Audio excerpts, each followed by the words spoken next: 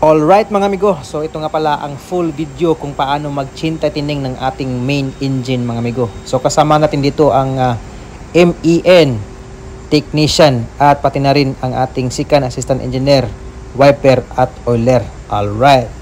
Bago pala tayo mag-chain tightening ay ipapakita natin mga amigo ang mga tools na gagamitin natin dito upang magkaroon ng idea ang mga baguhan at maipapakita rin natin mga amigo sa mga wala pang experience kung paano galawin itong klaseng maintenance. At ito na ang mga tools na gagamitin natin mga amigo upang maisagawa natin ang main engine chain tightening. So itong dalawang stud bolt mga amigo at jack ay para ito sa loob ng gear mga amigo. Ikabit natin doon sa loob upang maitulak at mahigpitan natin ng 1,500 bars. At ito naman mga amigo, yung spacer at hydraulic jack mga amigo ay gagamitin natin to dito sa hydraulic nut ng gear para sa chain mga amigo. At gagamitan natin ng hydraulic pump mga amigo, dalawa. Itong isa is para panghigpit at ito namang isa is para paluwag dito sa hydraulic nut ng gear sa ating main engine chain mga amigo. Ito na mga amigo, ipapakita natin kung paano mag-maintenance ng main engine sa pamamagitan ng chain tightening. Ayan na mga amigo, ipasok natin itong dalawang stud sa butas at ilagay natin doon sa gear na may thread mga amigo upang malagyan ng hydraulic jack. Alright. Bali may isang tao doon sa loob mga amigo at siya ang magsalo sa dalawang stud at ikabit niya doon sa loob upang mahigpitan ng maayos itong stud mga amigo. Ayan, bago natin kabitan ng hydraulic jack.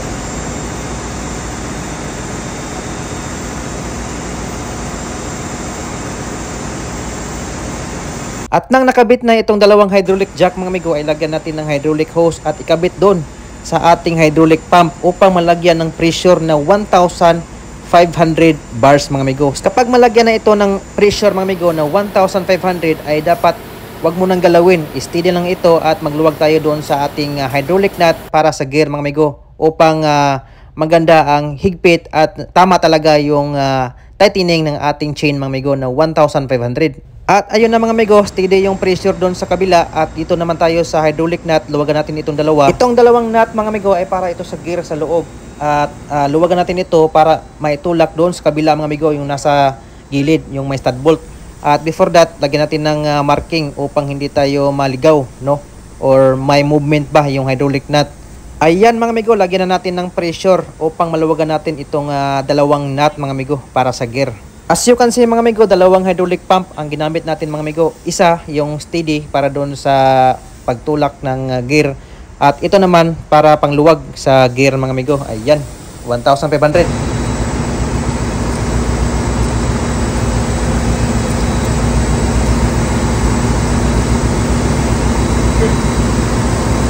At nang maluwagan na yung hydraulic nut mga amigo ay i-release natin yung pressure upang ilipat natin sa kabila itong ating hydraulic jack.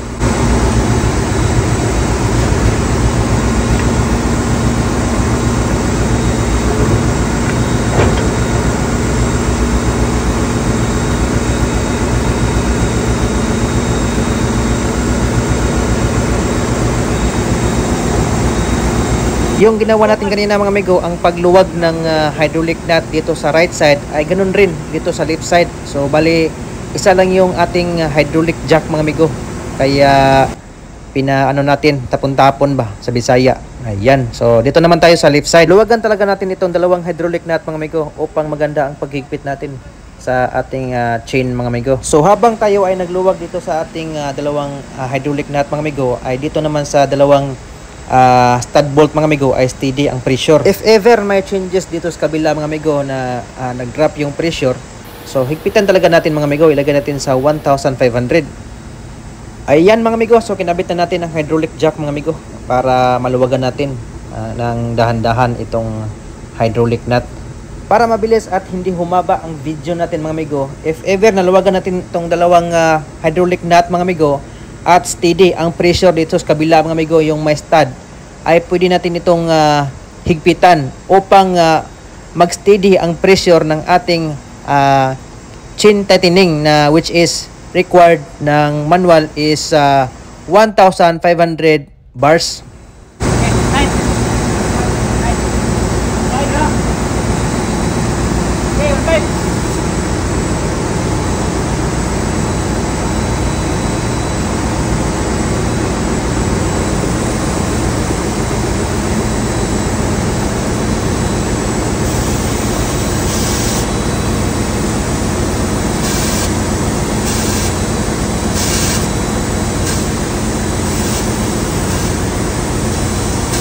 Ayan mga amigo, so at nang na-reach na ng hydraulic pump ang tightening torque nitong ating hydraulic nut mga amigo, which is 1,500.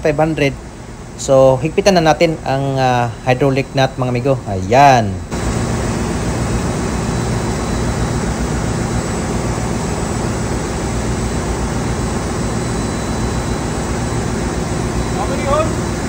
At nang higpitan natin itong left side hydraulic nut mga amigo, ay ilipat natin itong hydraulic jack mga amigo dito sa right side naman upang mahigpitan natin mga amigo, kabilaan, left and right, at steady ang pressure sa ating tightening torque sa chin, which is 1,500.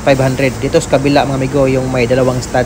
Ayan mga amigo, naglagay na naman tayo ng pressure dito sa ating hydraulic pump, which is 1,500 ang kanyang tightening torque dito sa right side hydraulic nut sa gear mga amigo.